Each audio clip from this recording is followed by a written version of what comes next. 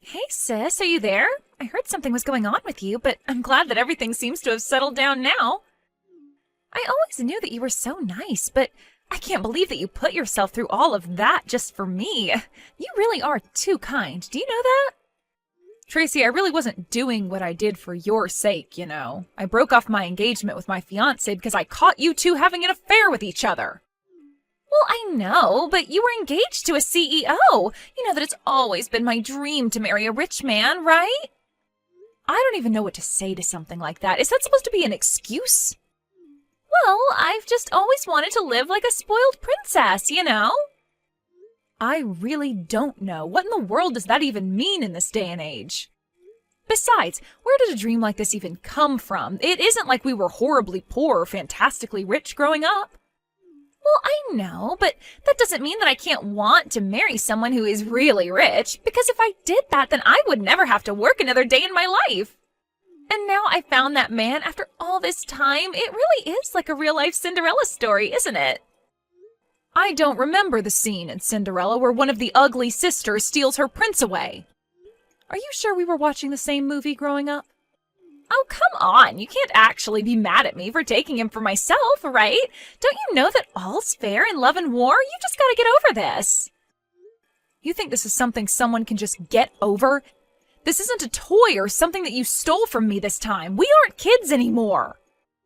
You're right. We're adults, and I think that you're forgetting your place right now. I stole your fiancé from you, and that's a fact. You just need to accept the fact that you've been dumped for the better woman. You think I've been dumped? Please. I wouldn't have taken Jerome back if he came begging for me to take him back. I wonder if you have any idea just how pathetic and desperate you sound. I really don't care what you have to say about this anymore. I am through with the both of you. You really don't get it. You aren't the one calling the shots here. Jerome left you for me. Do you understand that? And it's because you weren't enough for him. He chose me over you because it's clear that I'm the better choice. And that's why we had an affair behind your back, because you couldn't make your fiancé happy and now he's left you. I really don't care how you try and frame it. It is true that Jerome cheated on me and that's why we're not getting married. But do you see me crying and moaning over losing him? Whatever, I just know that you've gotten better at hiding it now, but you've always been a little crybaby ever since we were little. Now who's the one trying to act all tough? We both know that you were the one who would resort to tears right away. You're just trying to project your feelings onto me, but it's not going to work.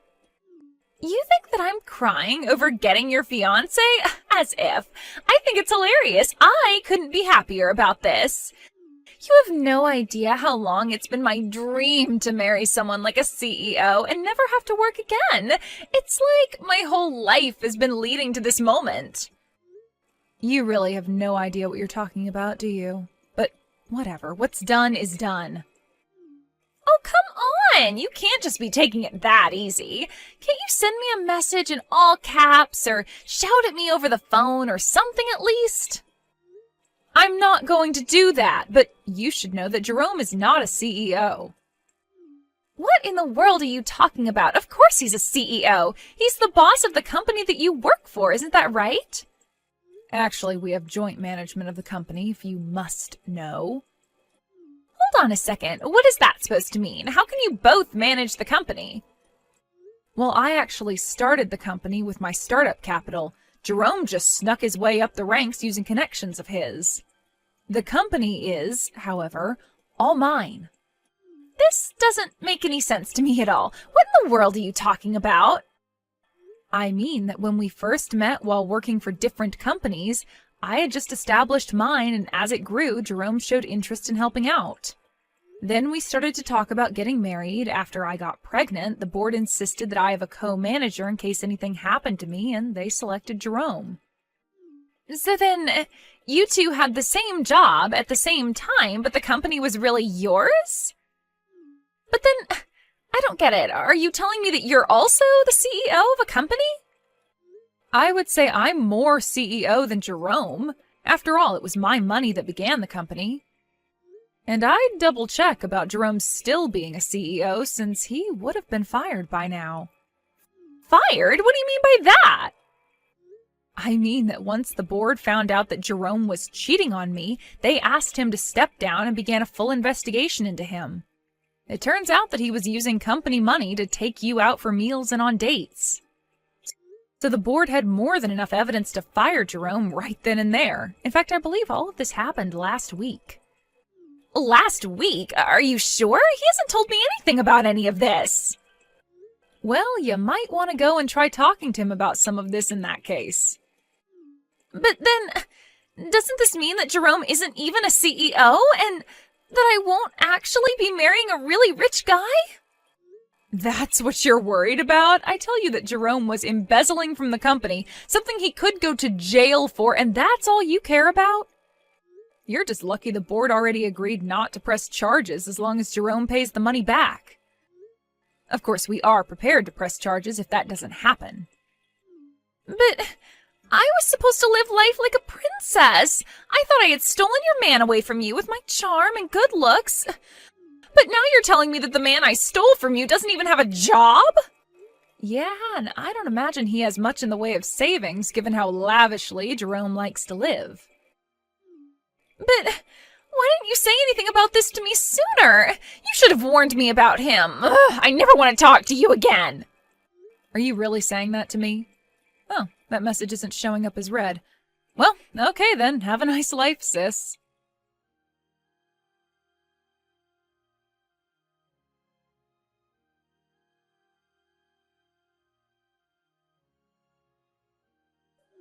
Hey Mabel, are you there? What the heck is the matter with you, huh? Why the heck did you have to go and tell your sister that I wasn't the CEO of our company anymore, huh? First of all, it isn't our company. It's always been my company. Second of all, don't be upset just because I told my sister the truth. Not only about your job, but also all about how you were fired. After all, it's not like I ever promised that I wouldn't tell her. You little... Don't you realize what you've done? Now she doesn't want to marry me anymore. You've messed up my whole life with this. Oh, so you mean you've managed to fumble marrying 2 women now? You've really got to work on that, Jerome. You would like to think so, wouldn't you? But it shows what you know. And just what is that even supposed to mean, huh? I mean that I wanted to see how you would react. The truth is that I talked to your sister and smoothed things out. So we're still going to be getting married. And just what kind of lies did you have to tell her to get her to go along with that? I told her that the reason I chose to step down from my position as CEO of our company is so that I can do and start my own company. And I've already been preparing for this for a long, long time. After all, I was the one who took our company to where it is today. I know all about how to raise a successful company from the ground up now. You're really going to start a company all by yourself? What? Like it's hard? I'm going to start a company and it's going to grow far beyond what you could ever imagine. I'll dominate the industry and become untouchable. Well, you might know how to found a company, but that doesn't mean that you're any good as a manager. And I don't think you've ever shown any promise there anyways. Are you kidding me? You're just jealous because I left you and our company to go start my own with my new woman. You can't actually think that I'm jealous of either you or my sister, right? You realize how stupid you sound, don't you? Whatever. You're the one who doesn't know what you're talking about. Tracy and I are going to live happily ever after while your company just crumbles without me. Just stay out of my way and never try to interfere with my life again. I really don't care what you and my sister choose to do with your lives, but you do realize that you need capital to start a business, right? Do you have that kind of money? Because I know that you still owe me for the legal fees from your affair. You think a genius like me needs to waste my brain power on small details like that? I have big plans, and when I tell them to the bank, they're going to have to give me my loan. And I'll get the loan and start my company and have everything up and running in 6 months. 6 months, huh? You really think you can handle doing all that in such little time? Well, in that case, I want you to pay me what you owe me right now. This is why you always used to get on my nerves. The second you saw that I was going anywhere in life, you would always find a way to try and hold me back. Why can't you just be more like your sister and let me do whatever I want without making little comments on it? If you've got a problem with constructive criticism now, just wait until you're in a boardroom meeting. Besides, you knew that I was like this when we first started dating. Did you really expect me to change? You know, I never even wanted to be engaged to you, but I knew that it was the only way to hold on to my position and my power. But then I met your sister, and I realized I didn't have to sell my soul to live like this. What your sister and I have is true love, and it's going to give us the success we need. Well, I really do hate to stomp on your dreams, but let's just hope that it's true love that you two have. Of course it is! We've tied together and nothing is ever going to come between us. Well, good luck with that. I just hope that you two can stay together long enough to be married. You'll see. We'll prove you wrong! We'll prove everyone wrong! And then you'll realize that you should have never underestimated me. Just now that I'm never going to work with your company again. So when I'm dominating the industry, you'll have to struggle just to keep the lights on. Well, you have to have found your own company and get it off the ground first, so good luck with that.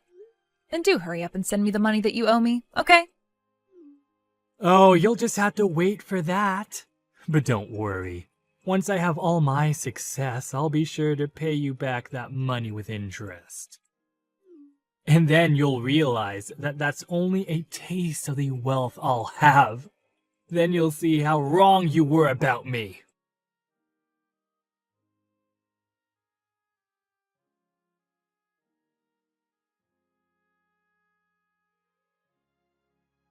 Hey there, Mabel. I just thought you should know Jerome and I moved in together. At first, I was worried about all the things you were telling me about him, like how he wasn't a real CEO or how he embezzled from the company.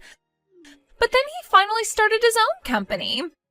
And now we've moved into an amazing condo, and we're the happiest that we've ever been. It's amazing. You moved into a condo together with Jerome? Because I haven't even heard anything about him creating a new company. Well, I suppose that's probably because Jerome just runs in different circles from you, doesn't he? This is where we're going to move into. He told me that he already paid for the condo and that they're just getting it ready for us. Oh, wait a second. I think I recognize that view. Isn't that Mammoth Towers?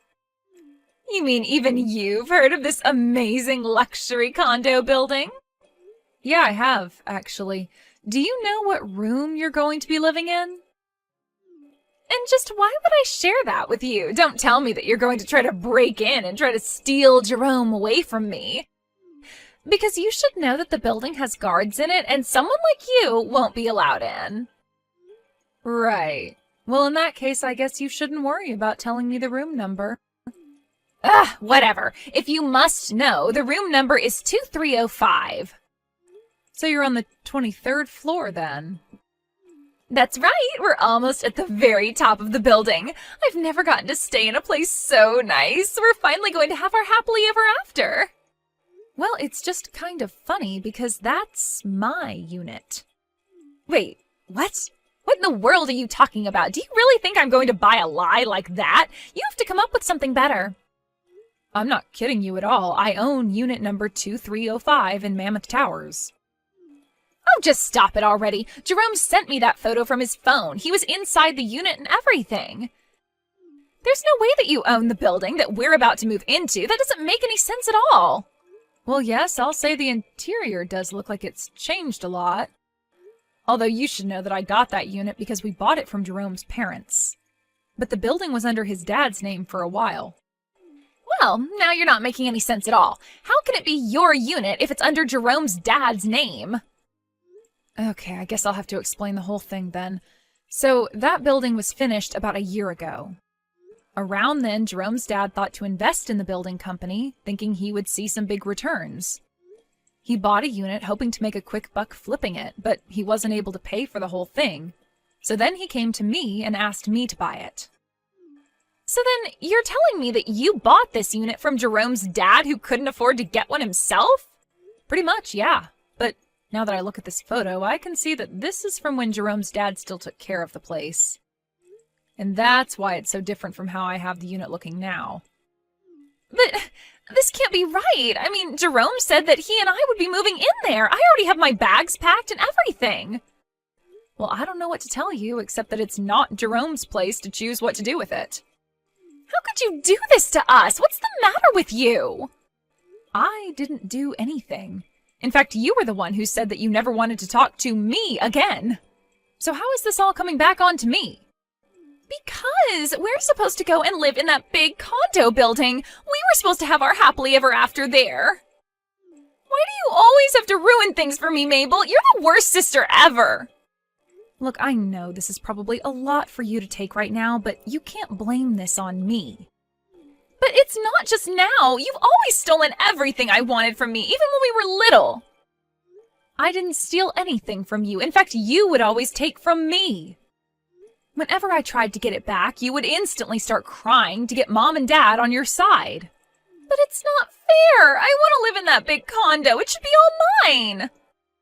Well, it was never yours nor Jerome's to begin with. A while ago, Jerome's dad needed money right away and offered to sell me the condo for the price he had put into it.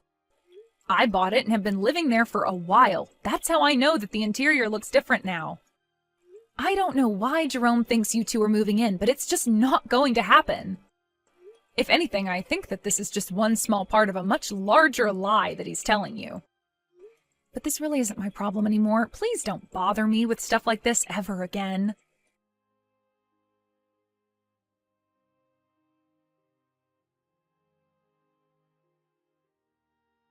It turns out that when it was time to move, Jerome ended up taking my sister to go and move in with his parents. Apparently, they were in serious debt, and this was part of the plan to use Jerome and Tracy to pay off their debts.